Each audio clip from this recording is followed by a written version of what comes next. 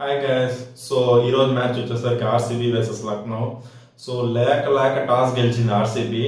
So నేనైతే prediction మా అల్లుడు చెప్పాడు లక్నో గెలుస్తుంది అనేసి. నేనేమో బాగా ఎక్కువ ఆలోచించి చేజింగ్ గెలుస్తుంది ఖచ్చితంగా. సో నా మనసులో అయితే ఆర్సీబీ టాస్ గెలిచి చేజింగ్ తీసుకొని గెలుస్తుందేమో అని అనుకున్నాను. సో అదైతే రాంగ్ అయింది. సో లాస్ట్ 4 మ్యాచెస్ ప్రిడిక్షన్ అయితే చాలా రివర్స్ లో అవుతుంది. సో ఎన్నెన్నో అనుకుంటాము, కొన్నిసార్లు అలా జరుగుతూ ఉంటది. సో ఈ రోజు చెప్పాల్సింది ఎవరి గురించి అంటే మయాంక్ యాదవ్ గురించి. సో మయాంక్ యాదవ్ ఇంకో బుమ్రా అలాగా తయారవుతున్నాడు. సో మన వరల్డ్ కప్ కి ఆడే అవకాశాలు 100% ఉన్నాయి. సో ఆర్సీబీ ఓడిపోయిన బాధ కంటే మన ఇండియాకి ఒక మంచి బౌలర్ దొరికాడని ఆనందం చాలా సంతోషంగా ఉంది. సో ఈసారి అయితే మయాంక్ యాదవ్ కంపల్సరీగా సెలెక్టర్స్ ఖచ్చితంగా సెలెక్ట్ చేసుకుంటారు. ఈ over period of time IPL లో మంచి బౌలింగ్ గా ఎక్స్పీరియన్స్ మంచిగా నేర్చుకుని మెంటర్ మోనీ మోర్కల్ దగ్గర చాలా టిప్స్ తీసుకొని మన ఇండియాకి వరల్డ్ కప్ లో మంచి లైన్ అండ్ లెంత్ వేసి వికెట్ తీస్తాడని నేను అనుకుంటున్నాను. సో మరో బుమ్రా దొరికాడని నేను అనుకుంటున్నాను. చాలా హ్యాపీగా ఉంది. సో మయాంక్ యాదవ్ ఎవరు అసలు? మయాంక్ యాదవ్ ఎవరు? సో ఇతను 21 ఇయర్స్ ఏజ్. అసలు 21 ఇయర్స్ ఏజ్ కి ఇంత ఫాస్ట్ 156 స్పీడ్ ఢిల్లీకి ఆడతాడు డొమెస్టిక్ క్రికెట్ లో. సో లక్నో వాళ్ళు ఎలాగో ఆక్షన్స్ తో తీసుకొనేసి అసలు ఎవరని కూడా తెలియదు. సో ఫస్ట్ మ్యాచ్ అయితే యూజ్ చేయలేదు లక్నో వాళ్ళు. సెకండ్ మ్యాచ్, థర్డ్ మ్యాచ్ 2 మ్యాచ్లు యూజ్ చేశారు. సో లైన్ అండ్ లైన్ అయితే సూపర్ గా వేస్తున్నాడు. అసలు ఈ రోజు అయితే అసలు ఆర్సీబీ వాళ్ళు ఆ బౌలింగ్ ఆడలేకపోయినారు. అసలు అంత బాగా వేసాడు అయితే ఏదో మయాంక్ యాదవ్. సో మన ఇండియాకి అయితే కంపల్సరీగా ఆడతాడు. ఈ వరల్డ్ కప్ లోనే సెలెక్టర్స్ తీసుకోవాలని నేనైతే అనుకుంటున్నాను. సో ఇంత మంచి బౌలింగ్ వేరే మన బౌలర్స్, ఇండియా బౌలర్స్ ఇంకా ఎవరు లేదు. బుమ్రా తర్వాత మరో బుమ్రా అనుకోండి.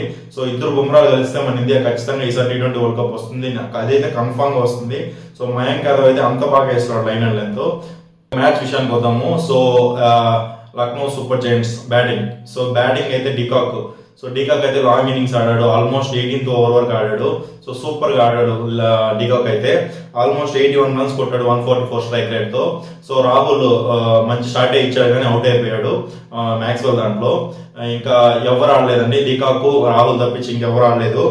లాస్ట్ లో అయితే పోరన్ అయితే అసలు మామూలు 6 కొట్టలేదు. 19th ఓవర్ 20th ఓవర్ కలిపి 5 6 కొట్టాడు, 30 రన్స్. అంతవరకు మ్యాచ్ చేతిలో ఆర్సీబీ చేతిలోనే ఉండింది.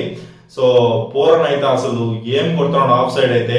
సో అందరూ ఆఫ్ సైడే వేస్తున్నారు పూరన్ కి. అసలు ఇవ్వడం లేదు, అలా స్లాట్ లో వేయడం లేదు.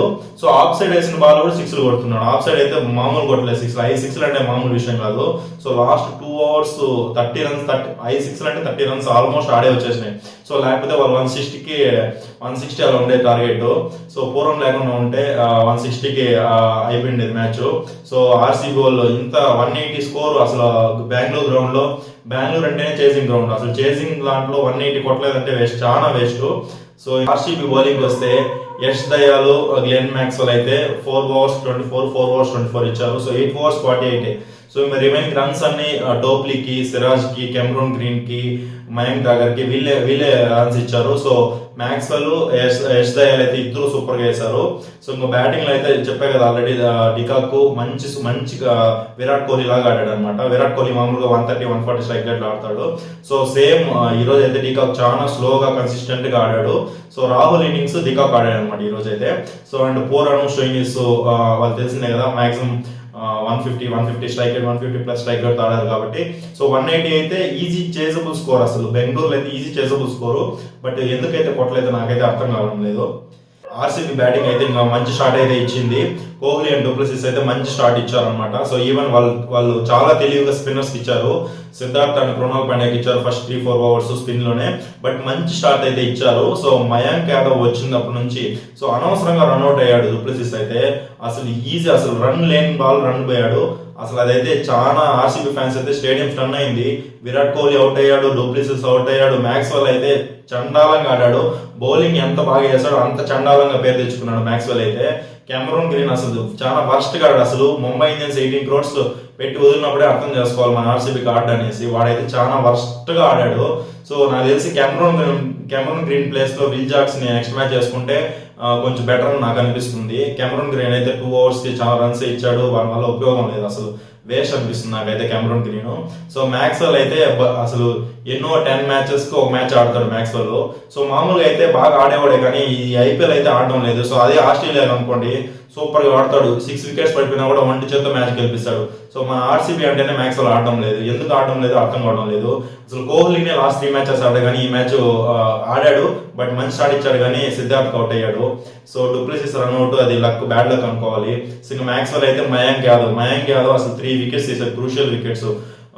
Rajat Patidar, Maxwell, Cameron Green ముగ్గురు మయాంక్ యాదవ్ కి అవుట్ అయ్యారు. సో అసలు 14 రన్స్ 3 వికెట్స్, అసలు మంచి స్పెల్. అసలు అయితే ఆర్సీబీ ఓడిపోయిన బాధ కంటే చెప్పా కదా, మన ఇండియాకి ఖచ్చితంగా ఇండియా T20 వరల్డ్ కప్ లో ఆడతాడేమో అనిపిస్తుంది నాకైతే. So selectors maybe few experience లో తీసుకుంటాడు, బట్ ఈ over a period of time IPL ఇంకా చాలా మ్యాచెస్ ఉన్నాయి కదా, సో మేబీ పర్పుల్ క్యాప్ వస్తుందేమో బౌలింగ్ లో మన మయాంక్ యాదవ్ కి. సో ఆల్మోస్ట్ అన్ని మ్యాచెస్ 3 వికెట్స్ ఇస్తున్నాడు.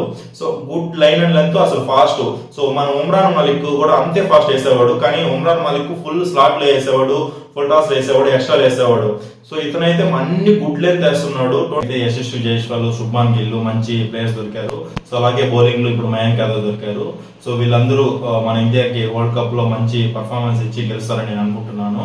సో ఇంకా ఆర్సీబీ బ్యాటింగ్ వస్తే ఎక్సెప్ట్ రజత్ పైడర్ అండ్ లోమ్రారు, సో వీళ్ళిద్దరైతే బాగా ఆడారు. సో ఎండింగ్ లో సిరాజ్ 2 6 కొట్టాడు, ఆ రన్స్ బౌలింగ్ లో ఇచ్చేసాడు. సో ఇంక ఫ్యూచర్ లో వీళ్ళు గెలవాలంటే మ్యాక్స్వెల్, డూప్లెసిస్, కెమెరాన్ గ్రీన్ ఆడితే కానీ ఆర్సీబీ గెలవలేదు. థ్యాంక్ యూ అండి.